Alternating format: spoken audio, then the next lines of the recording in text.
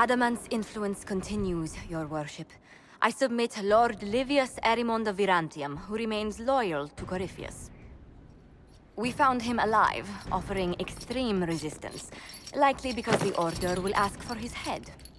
In more colorful terms.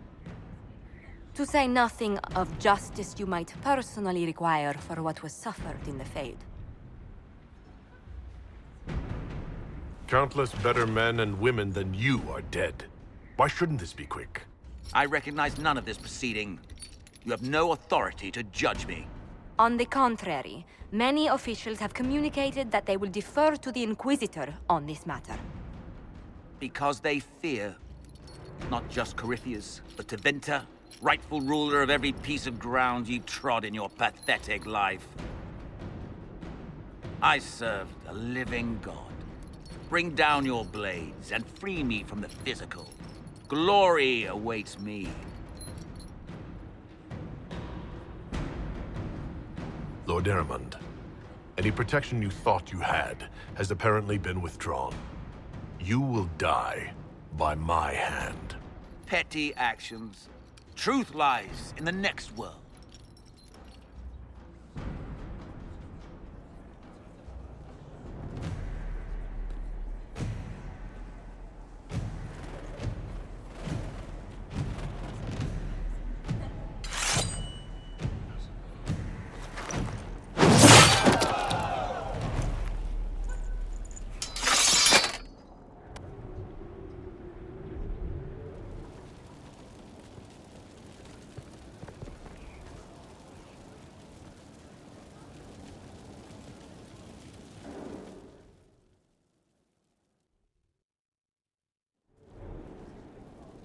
Another of the lingering pains of Adamant, your worship.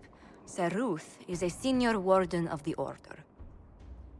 She was one of the many who slit the throat of another to bind a demon. She does not contest this. In fact, she surrendered to us. She requests no mercy. She wants the public justice of the headman's axe.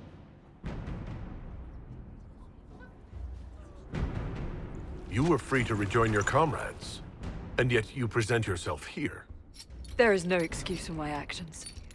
I murdered another of the Order. That blood marks me more than the Blight ever could.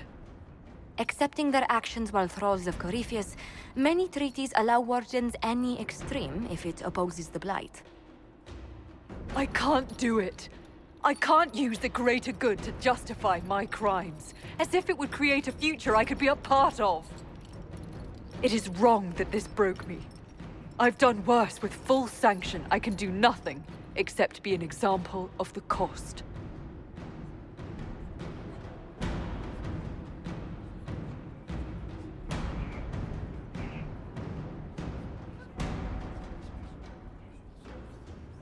You feel your life is over? There's a place for such wardens. Sir Ruth, you'll go to the deep roads. Your death may be as quick as you choose. This sends no message. This is just an end.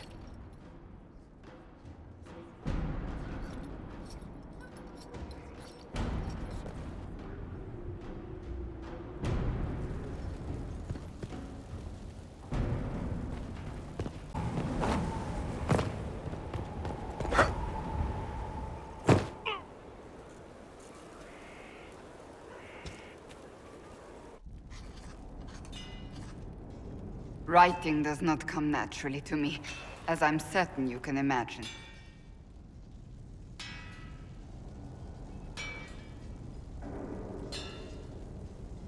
Trying to outdo Varric's next literary masterpiece? I haven't his talent for blather. As if written by a dim-witted child. Historians will one day ask what happened at Adamant Fortress, in the Fade. I wasn't there, but others were. Their accounts must be recorded.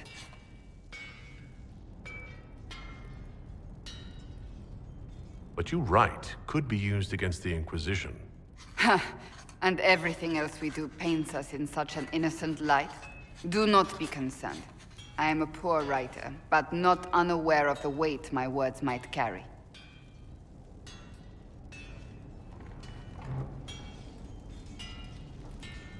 I still don't know what to say about the spirit of the divine. The Chantry teaches us that the souls of the dead pass through the Fade, so it could have been her. Yet even so... Do you really think it might have been her? A ghost? A ghost. A remnant of her hopes and memories. Her lingering will to do good. Those things are all possible. Nobody knows for certain what happens after we die. A spirit could have assumed her form, but why? It helped you, as Justinia herself would have. I believe it was the Divine. She helped us one last time. I hope that's true. I want to believe it. When they told me you were physically in the Fade, I was terrified for you. The last time such a thing happened, we created Darkspawn. We created Corypheus. The world needs to know the truth this time. No more legends lost to the ages.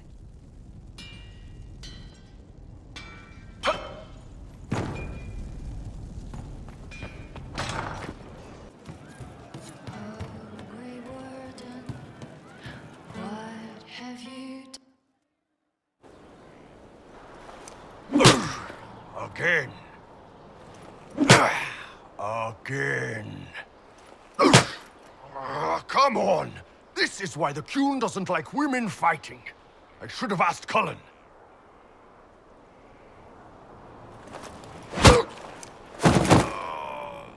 Good one. Perhaps you can take over. Qunari training exercise to master your fear. I heard about the nightmare at Adamant. Sounded big. All right. There we go. Oh, yeah. Damn demon. Who's stuck in the Fade, huh? You fought in that siege. Every demon in Adamant wanted to tear you in half.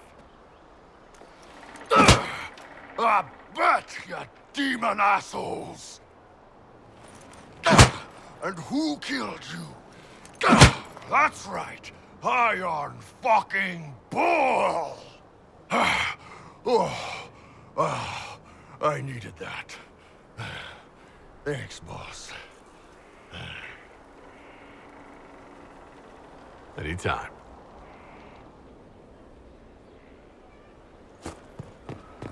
Something like that.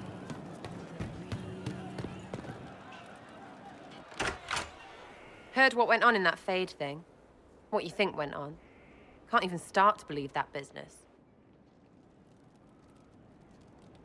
It's hard to describe. Guess you had to be there. No friggin' thanks. Some people are still there. Stroud, yeah? Lost a serious mustache there. Also, you could tell the Wardens to piss off. And they're always weird. Usually, bad stuff happens first, so you're glad when the hero shows up. But Wardens are the wrong way round. They're the good thing that means a bad thing is about to happen. Like in Denerim, when the Blight ended. Someone has to have a plan. How else do you fight something that big? Is it planning when legends show up? That's what they used to be. Just stories about Griffons and stuff. I wonder what other made-up rubbish is just someone's plan we don't know about. Could do with less. Blackwall's nice, though. Different from the Adamant ones. Need more like him.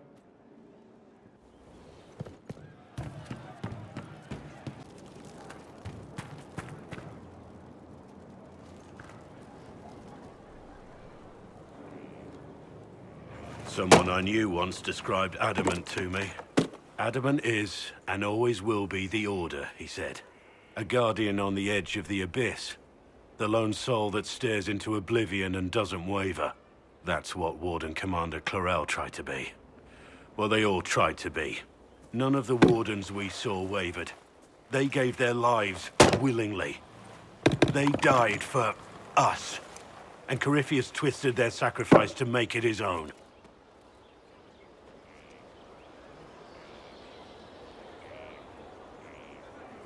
Clarel thought she was the only one who could save the world. He was arrogant. But her intentions were pure. Her desire to protect was so great it led her astray. It's not right. To want to do good, to be good, and have that turned against you. Don't think of what went wrong. Think of their intentions, their sacrifice. Honor their selflessness. Clarel made mistakes, but she was a great woman. And she died a great woman. It's not the armor or the trappings of the Order. It's not the joining. At the heart of it, all a Warden is a promise. To protect others, even at the cost of your own life.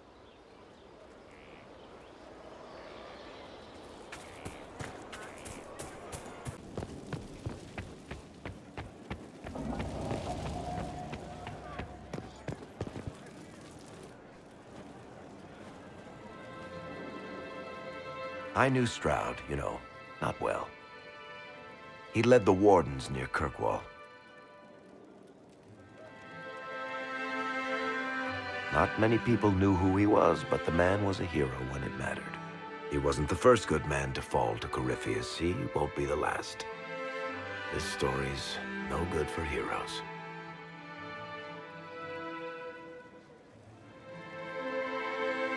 You must be glad that Hawk made it back in one piece.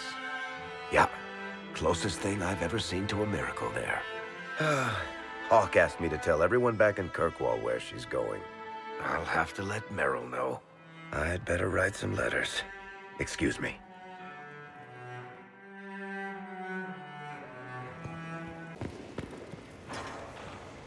Sleep well?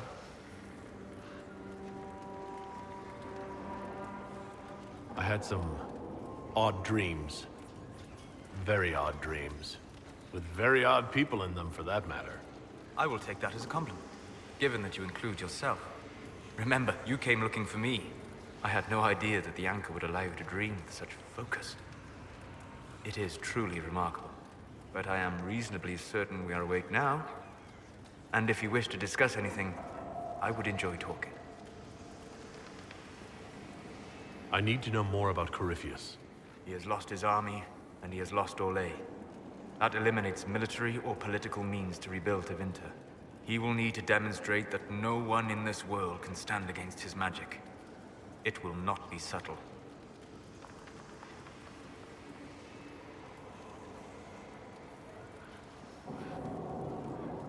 I'd be interested in hearing your opinions on elven culture. Perhaps you could ask Sarah. She has opinions. You don't much care for Sarah, do you? I pity her. Although I imagine she would detest that. Perhaps in truth, I envy her. She has a purity of purpose that I lack. I have observed too much and done too little. What do you wish to know?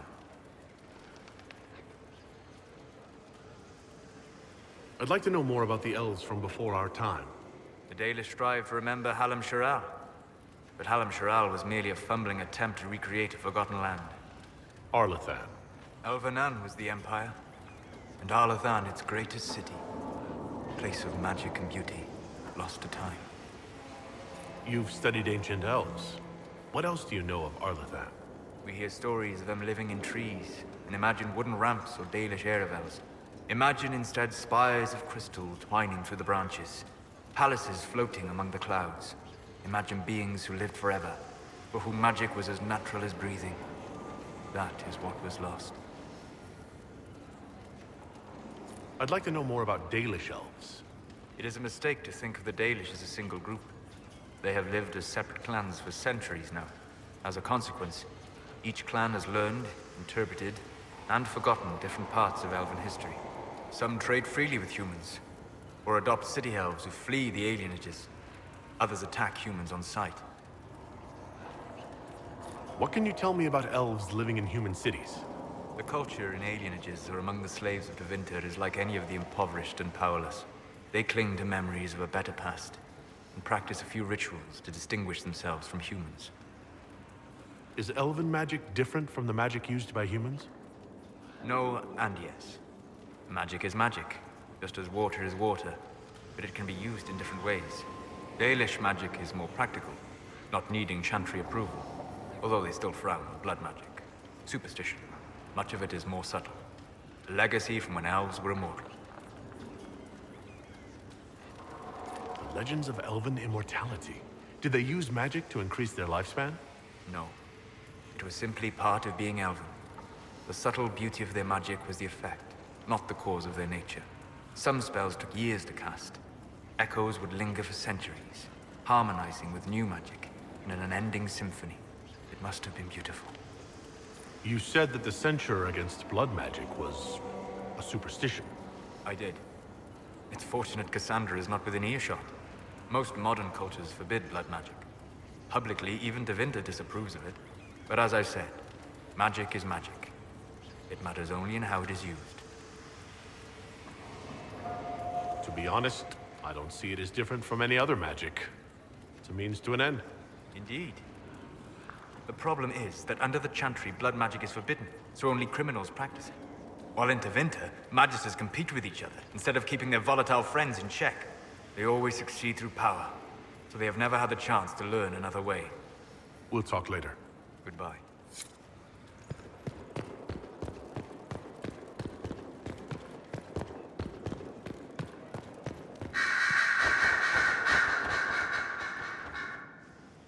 You have remarkably little here on early Tevinter history. All these gifts to the Inquisition, and the best they can do is the Malefica Imperio. Trite propaganda.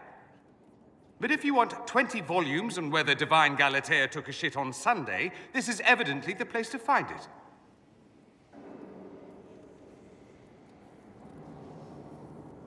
I see. My library isn't up to your exacting standards. It's alarmingly chaotic. I found a copy of the Oribalian in what seemed to be the Antivan Classics section. How scandalous. Someone alert the Magisterium. You laugh, but in some places there are punishments for that. Did I see something by Genitivi here? I could have sworn. What is this about, Dorian? What else could it be about? What happened at Adamant, of course. We went into the Fade. Physically went in. Are you... all right?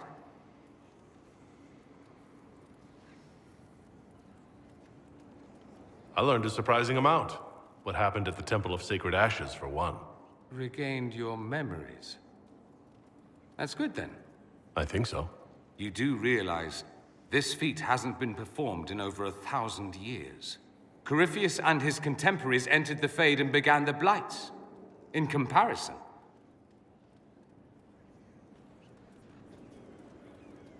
So I should be happy I accomplished something so grand? Concerned, more like. If you can walk in the Fade, others will try to follow. Who knows what secrets Corypheus has revealed? Not all of them will be as lucky as you. What they could unleash. My advice? Keep this quiet. Let them speculate. Too many will see this as a challenge. Why should that be my concern? Because if it's not just part of your legend, if they think it's real, they will come for you. Fear them or not, as you choose. But you've enough problems. There are enough idiots in the world who think if they just use enough blood magic, their problems will vanish. It's exactly the sort of thing I want to stop back home. This I don't need. What I do need is a copy of the Liberalum. I'll wager I can find Corypheus's real name. If I can prove he was a grasping ankle-biter with no family to speak of, the luster would come right off. Wish me luck.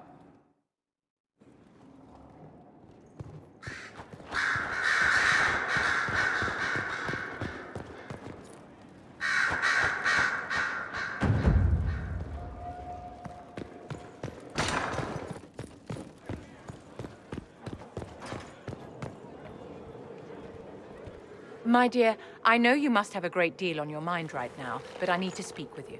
You know as well as I how far the Inquisition's influence has spread, and how desperate the Grand Clerics have become. Our opinion will be instrumental in their election of the new Divine.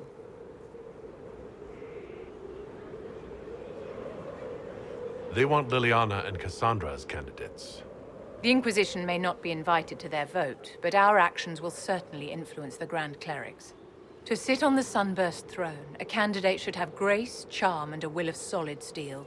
Cassandra may lack the first two, but unless you can think of someone better, she is the strongest choice. Liliana might be a better choice than Cassandra, don't you think? Leliana is a well-meaning fool. She will do irreparable harm to countless people in the name of freedom. She proposes to abolish the circles with nothing but a solemn promise from mages not to murder children. When an angry mage lashes out inside a tower, villages aren't destroyed. The circle protects us all. Mages will die and take ordinary men with them in a war that cannot be won. Consider carefully, Inquisitor. Everything we do is a sign from the Maker to those who seek one.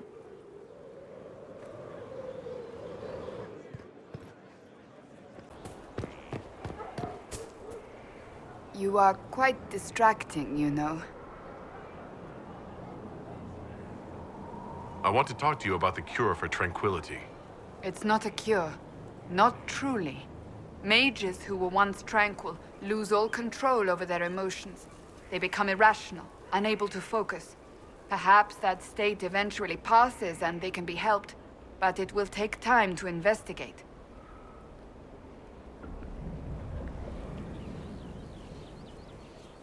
But you are going to look into it. That is my intent. I would not want news of a cure to spread until we know for certain we can help these people.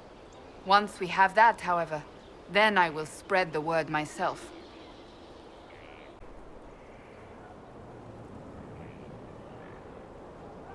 I was hoping we could spend some time together. What could we possibly do to pass the time?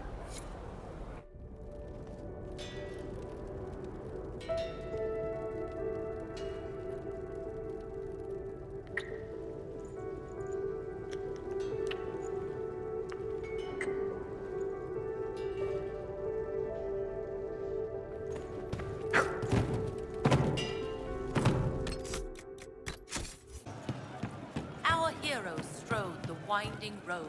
Hey, boss. How are you? You said we should go get some drinks and meet your company? Yeah, come on. It'll be fun.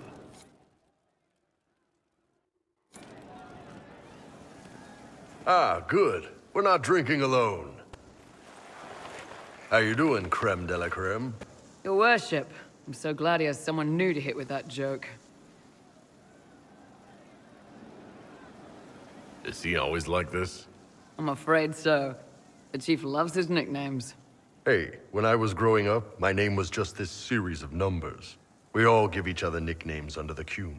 They ever wear shirts under the Qun, chief? Or do they just run around binding their breasts like that? It's a harness, creme. Yes, for your pillowy man bosoms. Let me know if you need help binding. You could really chisel something out of that overstuffed look.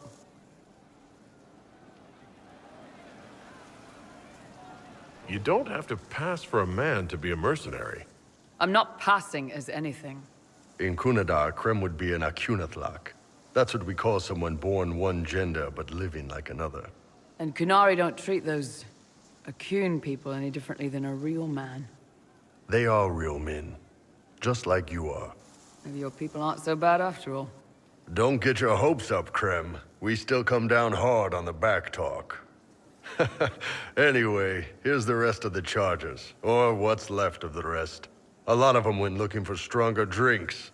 We've got Rocky and Skinner there, and over there are Stitches, Dalish, and Grim. Crazy bunch of assholes, but they're mine.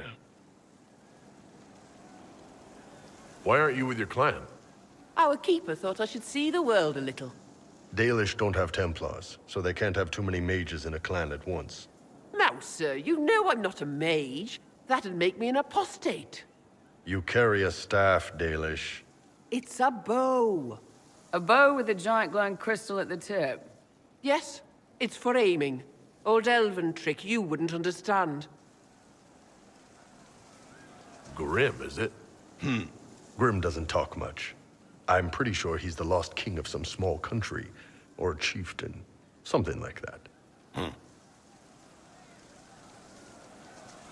I take it you're the company healer.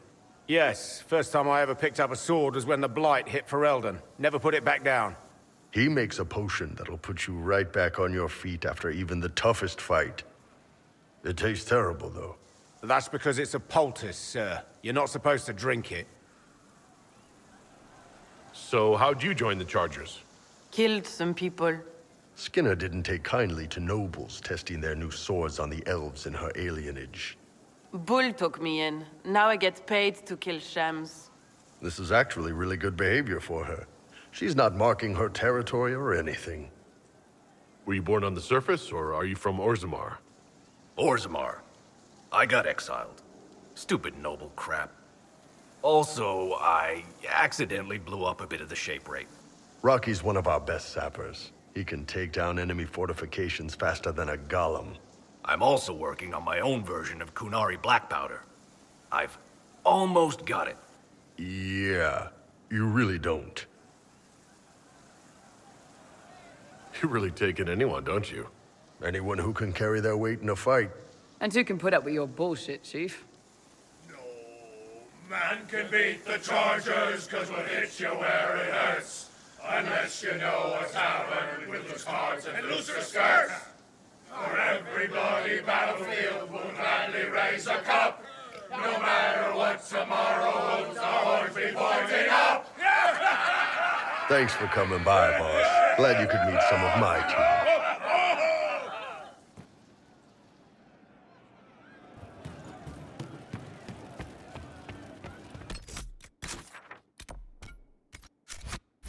You know. Inquisitor. A title hard to rhyme. A challenge for another day, I think. Forgive me my distractions, Eminence. I'm overwhelmed by you and what you've done. My name is Meriden, a humble bard. Are you a bard, like those of Orlais? Oh, heavens no. I'm a minstrel first. My weapon is a cutting tongue, not blades. I hope my skills will help in some small way, if only I can give your deeds their due. What do you bring to the Inquisition? A simple thing that you know well. The power of a muse to rally hearts and minds. Inquisitor, I want to spread the word of what you've done. A small but vital role. Perhaps I'll also make a coin or two. Carry on, then. Oh, I will do my best, Inquisitor. Judge me whole. Find me well within your grace. So you have saved the Grey Wardens from their own destructive foolishness. It is for the best. For all their eagerness to shed blood for their cause, we will still need them should another blight arise. It's fortunate my warden was not there, or he would surely have been in the middle of it. Your warden? You might know him as the Hero of Ferelden. A lofty title, though he wears it well. I didn't see you as the type to settle down, Morrigan. It is not so domestic as you picture. But even so, it has far outstripped my expectations. My love is on a quest to combat the calling. The actual calling that signals the end of a warden's life. If he is successful, it will mean a long life for him. Perhaps for them all. Once Corypheus has been defeated, I fully intend to join my love once more. Kieran misses him greatly.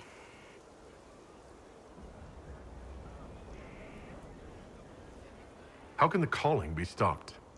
Is that actually possible? Grand Enchanter Fiona was once a Grey Warden, but something removed the blight from her blood.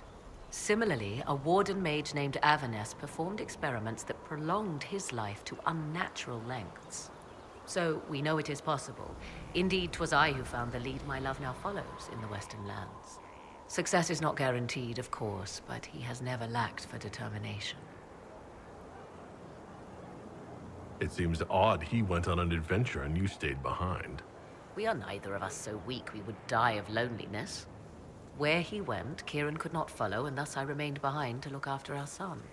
We will be together again soon enough, and I am glad of it. Are the two of you happy together? The three of us, and it is little business of yours. But yes, I never thought to find someone in this world I could trust as an equal. He has been a good partner, and a good father. And now I pray we discuss something else, lest these honeyed words make me vomit. Is there any way the hero of Ferelden could help us against Corypheus? 'Tis unlikely. Corypheus uses the Blight, but he is not controlled by it like a true Darkspawn. Still, my love has ever been resourceful. I can give the Inquisition a means to send him a message. He will think this means I miss him, of course. Oh, he will be insufferably pleased with himself. I hope you appreciate this sacrifice, Inquisitor.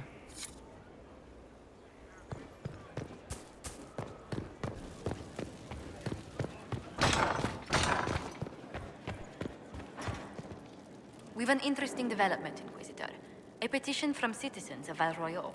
They wish to know what Andraste said to you in the Fade. They think she spoke to me? Even Leliana can't trace the rumor's origin. It may be expedient to respond to those asking for Andraste's words.